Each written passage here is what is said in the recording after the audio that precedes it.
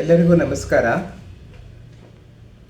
ನಮ್ಮ ಭಗವದ್ಗೀತೆಯ 6ನೇ ಆವೃತ್ತಿಯಲ್ಲಿ ನಾವು ಇವತ್ತು 9 ಮತ್ತು 10ನೇ ಶ್ಲೋಕ, ಅರ್ಜುನ ವಿಷಾದ ಯೋಗದ ಮೊದಲನೇ ಅಧ್ಯಾಯ, ಅರ್ಜುನ ವಿಷಾದ ಯೋಗದ 9 ಮತ್ತು 10ನೇ ಶ್ಲೋಕಗಳನ್ನು ತಿಳ್ಕೊಂಡು ಹೋಗೋಣ.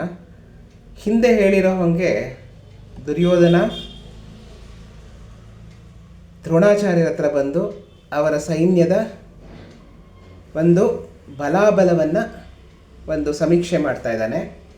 ಪಾಂಡವರಲ್ಲಿ ಯಾರ್ಯಾರಿದ್ದಾರೆ, ಕೌರವರಲ್ಲಿ ಯಾರ್ಯಾರಿದ್ದಾರೆ ಅಂತ ಸಮೀಕ್ಷೆ ಮಾಡ್ತಾ ಇದ್ದಾನೆ.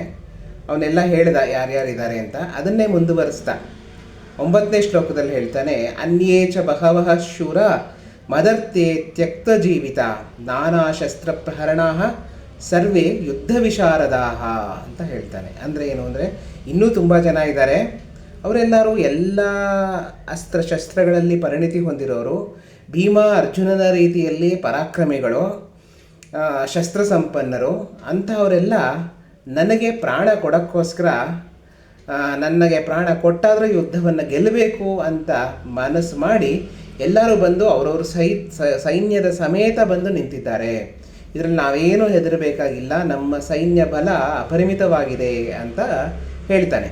ಅದನ್ನೇ ಮುಂದುವರಿಸ್ತಾ 10ನೇ ಶ್ಲೋಕದಲ್ಲಿ ಹೇಳ್ತಾನೆ, ಅಪರ್ಯಾಪ್ತಂ ತದಸ್ಮಾಕಂ ಬಲಂ ಭೀಷ್ಮಾಭಿರಕ್ಷಿತಂ ಪರ್ಯಾಪ್ತಂ ತ್ವಿಧಮೇ ತೇಷಾಂ ಬಲಂ ಭೀಮಾಭಿರಕ್ಷಿತಂ ಅಂತ ಹೇಳ್ತಾನೆ. ಅಂದರೆ ಏನಪ್ಪ ಅಂದರೆ, ನಮ್ಮ ಸೈನ್ಯ ಅಪರಿಮಿತವಾಗಿದೆ. ಅಪರ್ಯಾಪ್ತಂ ತದಸ್ಮಾಕಂ, ನನ್ನ ಸೈನ್ಯ ಅಪರಿಮಿತವಾಗಿದೆ. ನಂದು 11 ಅಕ್ಷೋಹಿಣಿ ಸೈನ್ಯ.